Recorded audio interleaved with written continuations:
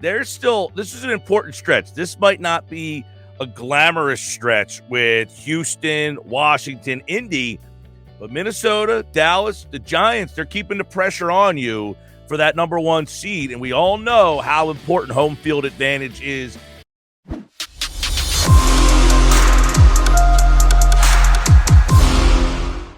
And we're going to talk some more Eagles right now because my next guest, you've heard him on the radio. You've seen him on the TV show. A to the K. No, Mike to the motherfucking Gill here on the Football Playbook with the cameo. Good morning, my paisan. How you doing today? Rick, what's happening, man? All is well down the shore? Good, man. 97.3 ESPN, by the way. What do you got for us today, buckled up here? Oh, man, we got, Phillies are still in the mix with the game three and the rain out, but we'll look back at the Eagles, get ready for the Texans. Trade deadline at 4 o'clock, so we'll have our Football at 4 segment every day. Adam Kaplan is on with me, so a lot of Eagles stuff. Look, this team right now, 7-0, and I'm writing a piece about this. Even at 7-0 and everything's, this is an important stretch. This might not be a glamorous stretch with Houston, Washington, Indy, but Minnesota, Dallas, the Giants, they're keeping the pressure on you for that number one seed. And we all know how important home field advantage is. Go back to 2017. Do they win that game in Atlanta? I don't know. Do they win that game in Minnesota? I don't know. So, home field advantage, you got 6-1 Minnesota behind you, 6-2 Dallas behind you, 6-2 Giants behind you, all keeping the pressure on you to win. You can't slip up in one of these games that are highly winnable. I agree with everything you said right there, Mike. But I got to say, I'm going to lump in Green Bay in the equation because I think they're frauds. Houston, Washington, Indianapolis, Davis Mills, Heineke or Howell, Sam Ehlinger, even Aaron Rodgers and the Packers, who stink right now. I'm going to just fast forward to December, anoint them 12-0. At that point, I think more people in the media will start taking it seriously that, hey, there's a pretty good chance they can go undefeated. And I hear what you're saying. The Vikings are keeping the pressure on. They didn't even look in the same league as the Eagles when they played. I do think the Cowboys have a shot. But until they show me something, I don't think that game's coming up for another 2 months and Christmas Eve.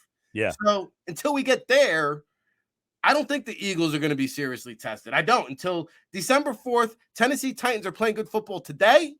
We'll see where they're at come December 4th. Well, they're tough. That's a tough team, Rick, because they run the ball. Jordan Davis out. You know, the Eagles' one weakness has been stopping the run. So if Tennessee wants to pound it 30 times with Henry, that could be a challenge right there. We don't know who's going to be playing quarterback by that time for them. Obviously, Tannehill was hurt this past week.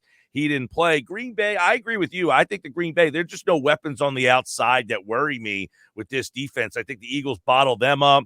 There's a 3-game stretch. Giants, Bears, Cowboys. The Bears are not anything special.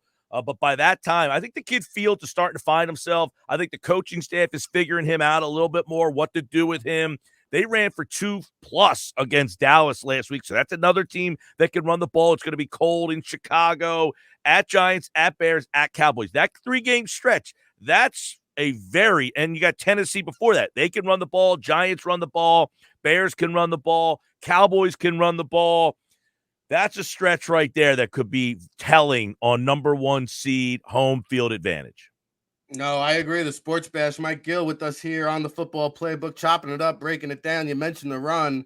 The Titans, they ran 40 times Sunday for 302 yards, over 7.5 yards per carry. The Titans can get the running game going. Jordan Davis has the ankle injury. That was the loss, I guess, out of the victory. So I'm hearing 4 to 6 weeks. Yep. He could miss. We saw 18 pressures and 6 sacks on Sunday. A lot of that came from the double team coverage that both, Robert Quinn on 20 snaps generated a lot of double team coverage. When Jordan Davis is in there, he commands double team coverage. Guys like Javon Hargrave, he feasted against his old team. How big of a loss is this for Jordan Davis? Are you hearing similar things that he's going to miss at least a month? Yeah, 4 to 6 is about the time frame we got as well. I'd say this, the run game has had issues. Detroit, Dallas, we saw it there. And I don't know how they're going to replace that beef in the middle. This is another thing. Keep this in mind. With Jordan Davis, they ran a lot of five-man fronts because he goes over the nose. It gives you two overhangs. You can use a Robert Quinn standing up. You can use a Hassan Reddick standing up. Now they don't have a guy to play over the nose. Now you might see John Gannon revert to a lot of the defenses he played last year, and that team not good against the run, having some issues against the run. I think Jordan Davis, a much bigger loss than it would seem on the back of the bubblegum card, if you will. He doesn't get a lot of tackles. He certainly doesn't sack the quarterback, but he takes up a lot of space for guys to just come in there, clean up. Guys like TJ Edwards having a great year. These defensive linemen that are getting some tackles. Jordan Davis, missing him, going to be an interesting loss. And we mentioned, can he get back for that stretch of games? Tennessee, Giants, Bears, Cowboys. Those teams all run the ball well. And look, what kind of shape is he going to be in sitting out 4 to 6 weeks? That's another big question.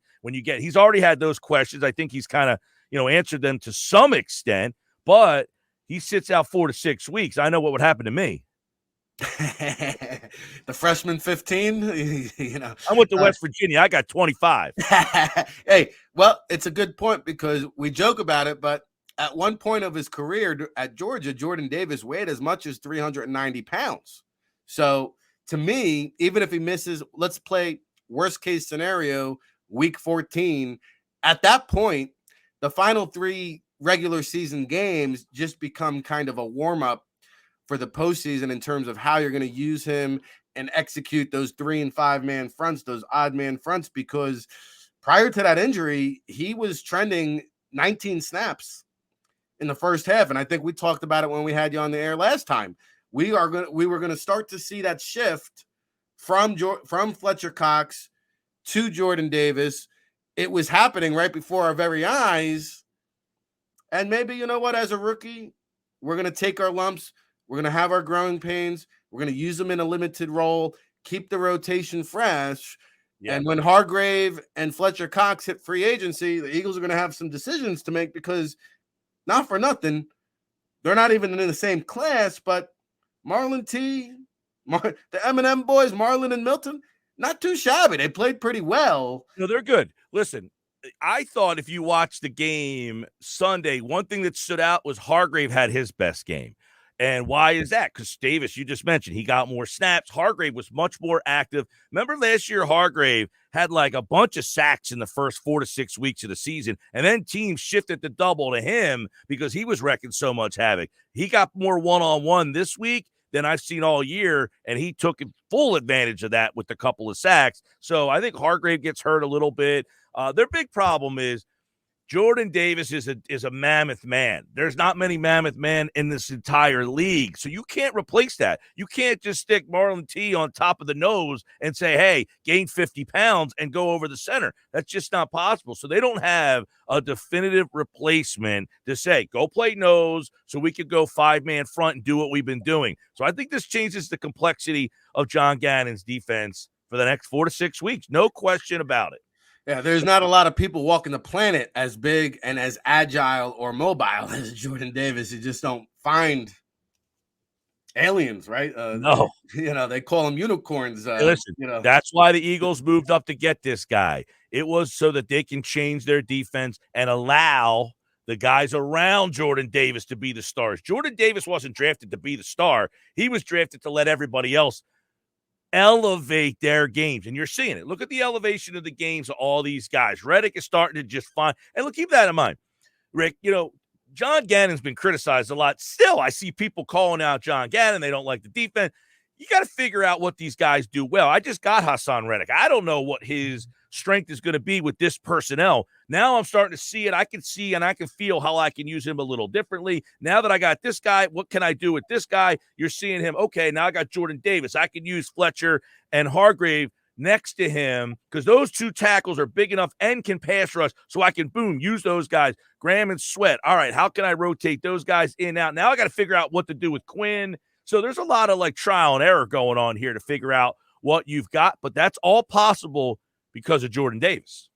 The great game of football, we adapt and adjust. And, maybe there's some NASCAR packages in there because you've got now 4 premier pass rushers and Brandon Graham and Robert Quinn and all these edge rushers on the outside. Maybe you shift some of these guys inside, you mix and you shake and you move and you break. But I will say this, if there is a positive, it's if you're an outside observer, there's not a whole lot of game film or not a significant amount of game film that says, hey, we got to prepare and game plan for Jordan Davis. So he goes away for 4 to 6 weeks. You kind of warm him up, rev him up, ready for the playoffs, knowing in the back of your head what kind of X factor he can be. Maybe the teams aren't really game planning or coordinating for that because they haven't seen a lot of that on film. The other thing I want to talk about is Robert Quinn. Only 20 reps, but man, a lot of double teams. And, Fletcher Cox let him know out of the gate, we practice hard here. And Robert Quinn has said he loves the atmosphere, the veteran culture, the way they've embraced him. We've saw it with James Bradbury. We saw it with Chauncey Gardner-Johnson, late in-season acquisitions. Heck, we saw it with A.J. Brown, the way he's been welcomed onto the team.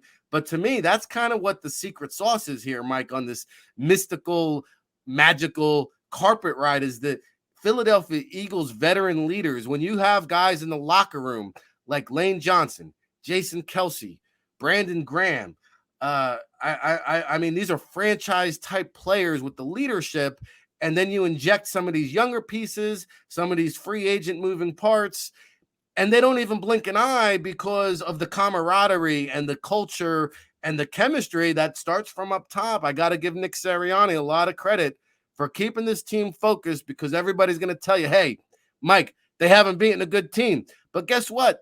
Good teams line up poor teams like dominoes, and they knock them down. All you can do is beat who's in front of you. Hey, listen, there's no good teams to beat. That's number one. Nobody's going to be impressed. There's not a team in this league outside of Buffalo and Kansas City that if you beat them at the end of the day, a multitude of fans are going to say, now, I was impressed with that.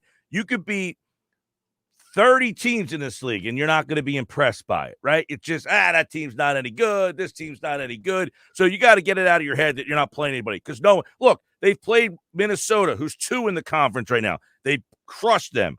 They played Dallas, who's 3 in the conference right now. They disposed of them. So you got the 2 and the 3 team in your own conference who are combined 12 and 4, and they bomb both those teams. Now go look at some of these other games all around the league. You're seeing a lot of close games, 1-score games, nail-biter games. Philadelphia, week to week, yeah, they had a couple. Detroit early in the season, the Arizona game kind of got back. But they're blowing these teams out.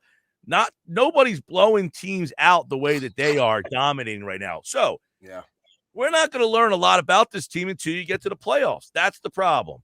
I saw something today that Philadelphia has actually played a more difficult schedule statistically than Buffalo and Kansas City have, based on record. Why? Because Minnesota's 6-1 and Dallas is 6-2. So, well, because if you want to go by that logic, Mike, because technically they're playing in the toughest division in football with the best records. Yeah, and look, they haven't played the Giants yet. They'll play Washington for a second time coming up in a couple of weeks. Statistically, coming into this season, yes, the Eagles and the NFC East play the South, which is a terrible division, and they play that NFC North, which had the Packers we thought were going to be better. That hasn't happened.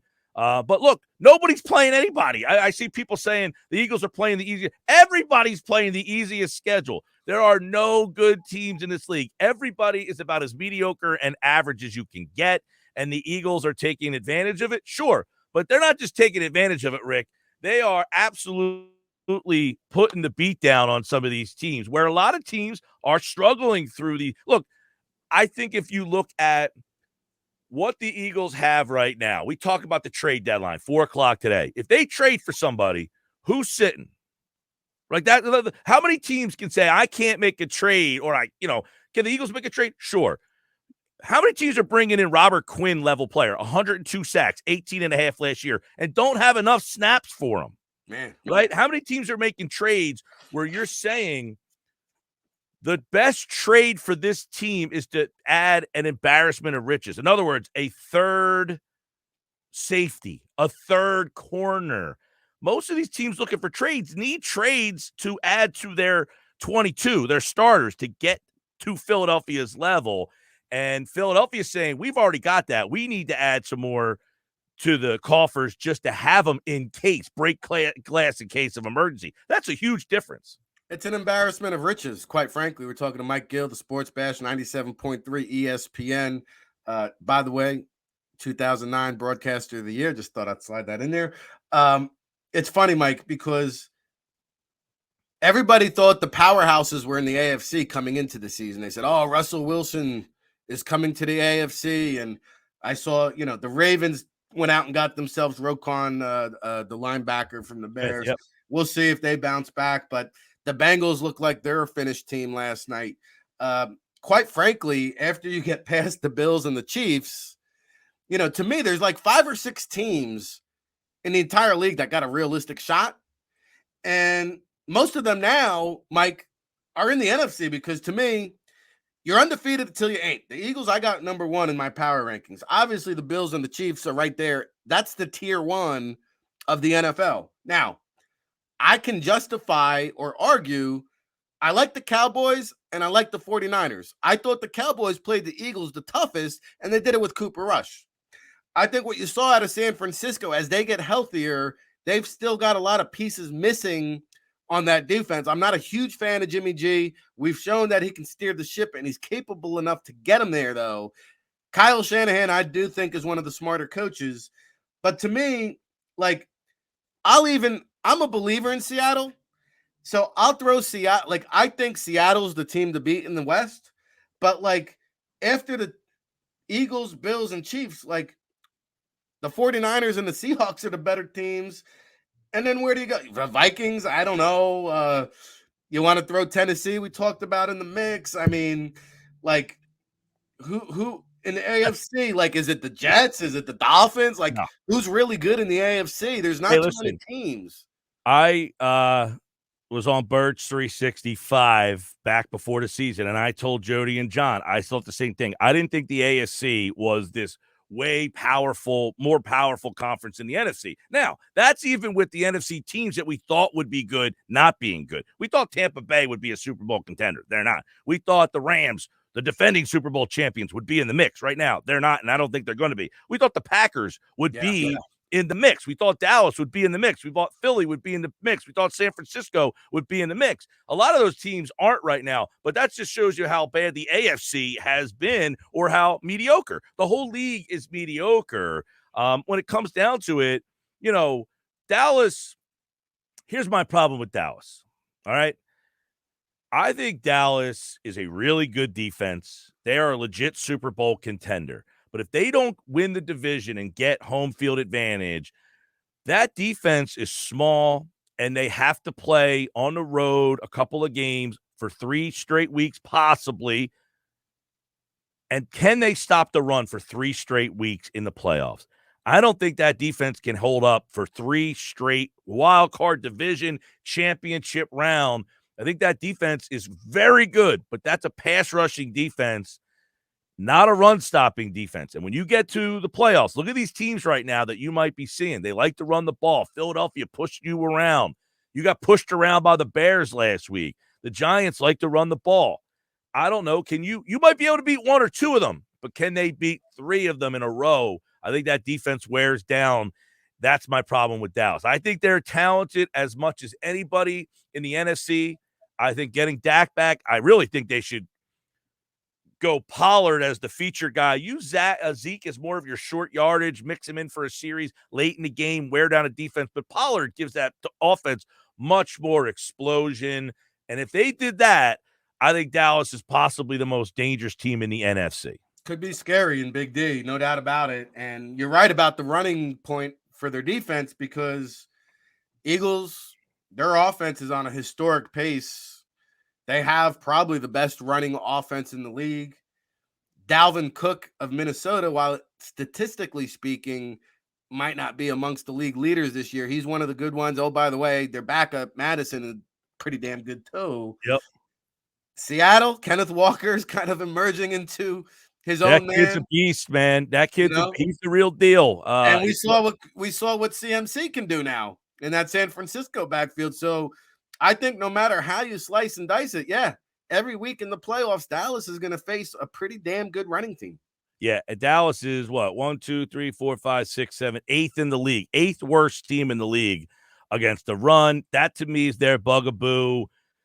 I think the Giants just lack that playmaker on the outside. They just don't have a guy. They can run the ball. Their defense is solid, but they just don't when they need a big play. Look, when the Eagles need a big play, they showed you Sunday, they can go down the field and go get it. Throw it up into double teams. A.J. Brown's there. Throw it up down the side. Jalen Hurts has shown you he can make that throw. Jalen Hurts has shown you whether you like the kid or not. All right, you might think the kid stinks and can't play and hasn't done anything yet. He showed you on Sunday, Minkah Fitzpatrick's a pretty good player, right? He's a pretty good playmaker at safety. And they went right after him, threw the ball up, and A.J. Brown just took the ball right out of the sky and grabbed it from him. So maybe Hurts stinks, but he's got a player right now, and I don't think Hurts stinks. I'm just saying maybe people out there thinks he does. He has a guy out there that takes the stink off of you a little bit. You don't have to be great when you have great playing with you. And you just got to throw the ball in the area code. Jalen Hurts has been judged based on his slop of guys he had to throw the ball to last year. Okay, if I had to throw, if anybody, me, look at Aaron Rodgers right now. He's struggling. Why? You take Devonta Adams out of there. You don't have anybody to throw the ball to. No separation. No one to help you out. That doesn't mean Rodgers stinks, but everybody needs that guy. Hurts now has that guy. So Hurts might have gone from a guy who was just average to now a guy who's really good. Thanks for getting to the Texans. I was going to ask you about that double-digit dogs. I think 2 touchdown underdogs, but I want to wrap up with this one, Mike, because you were talking about Jalen Hurts. I want to bring it back around again. I just don't understand the hate for this young man, the denial, the refusal. And I'm not talking about fans. I'm not talking about these chat room imposters that, come in here and try to razzle our feathers. But what I'm talking about is people in the media, brethren, our community, still refuse to believe Jalen Hurts is the guy. But I don't know. I've been covering the NFL draft. This is my 21st year doing it, Mike. I've evaluated a lot of players. I see a guy that can slice and dice in the short to intermediate game. I see a guy who's proven to be one of the best deep ball, in terms of accuracy, one of the best deep ball throwers that I've seen all season long. And he mentioned it after the game. He's a triple threat. He can beat you with his feet. He can beat you mentally. Yeah. Yet, you've got people that refuse to believe he's any good. I just don't get it. What does this young man have to do? Like look across the other side of the field on Sunday. Kenny Pickett is a 25-year-old quarterback. Let me remind you, Jalen Hurts is 24. So if Jalen Hurts isn't a franchise signal caller, God, oh golly, I feel bad for the Steelers fans. It's hard for people to change their initial stance. Look last year. Took us until the Bengals were in the Super Bowl to finally acknowledge that the team was worthy of being in that spot. And almost it wasn't even the fact that they were in the Super Bowl. It was how they finally played in the Super Bowl that we said, hey, you know what? This Bengals team was pretty good. Their regular season record didn't jump off the page, but that team was loaded. Now, right now, I don't know what's going on with that team. Chase being out, some injury problems. The offensive line's been a disaster. But that being said, my point is, when we have an initial thought on somebody, it's hard for us to make that turn. It happens all the time. The Jets are 5-2. They lost this week. At 5-2, we're like, I don't know what I'm supposed to think about this Jets team. And then they go and do the Jets thing. They lose at home, and you're like, see, it's the Jets. Hurts hasn't done that. See, it's Hurts yet. He hasn't given us any reason to change our mind, but we're very unwilling to buy in because so many times when we have our mind made up, it's hard to change. For me, I don't care. Like, to me, I think Hurts is made. You look at what he did in the pocket. He took the 3-step. He recognized. He flung it down the field. He could be an average quarterback. That's not my opinion. I'm saying if you're out there as a fan, he could be an average guy, but he has top-level talent. And if you're average and you have top level, that brings you at least to good. An average guy can be good. A good guy can be great. A great guy can be elite. He may be average, but those weapons are making him a good player right now. And what makes him a scary player is what you mentioned, Rick. He is such a smart guy. He can run an offense and read end, linebacker, safety. He can see that all. process it, boom, make something happen. It's not too many players in the league that can do all of it. Is he the best arm? No. Is he the most accurate passer? No. But can he do multiple things on multiple levels? That's what makes him scary. Now, just like a lot of these guys, he's one hit away. And that's everybody. That's Tom Brady. That's Aaron Rodgers. These guys are more apt because they move more. But Jalen Hurts is advancing because the team has advanced around him.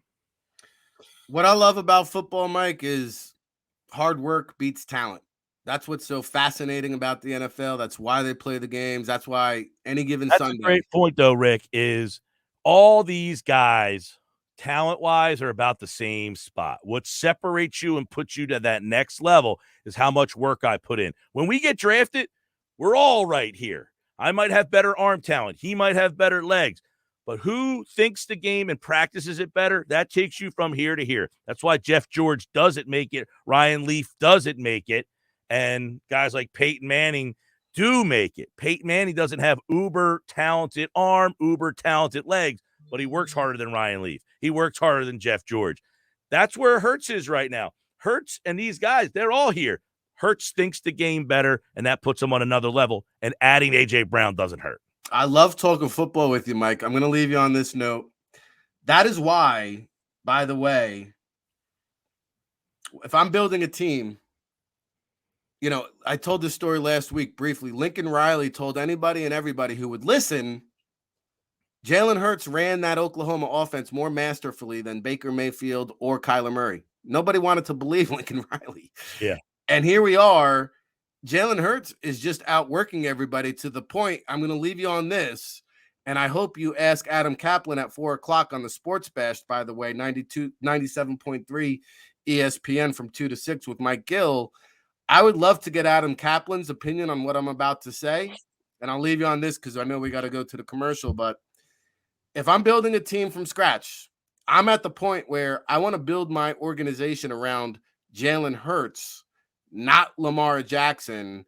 We could sit here and talk about that all day till I'm blue in the face. Hey, Adam Kaplan has been around a long time. He's been around the Philadelphia scene a long time. I'd love to see what he thinks. Yeah. Are we at the point where it's Jalen Hurts and not Lamar Jackson resetting that quarterback market in the offseason? Hey, what we do know there. We know this, Rick. The whole quarterback market is being reset right now because the old guard, they're starting to slowly decide, are they done? The Bradys and the Rodgers, Breeze is gone. We're starting to see the Josh Allens, the Lamar Jacksons, and who's that next group? Pat Mahomes. We're starting to see them infiltrate in and become the stars of today now.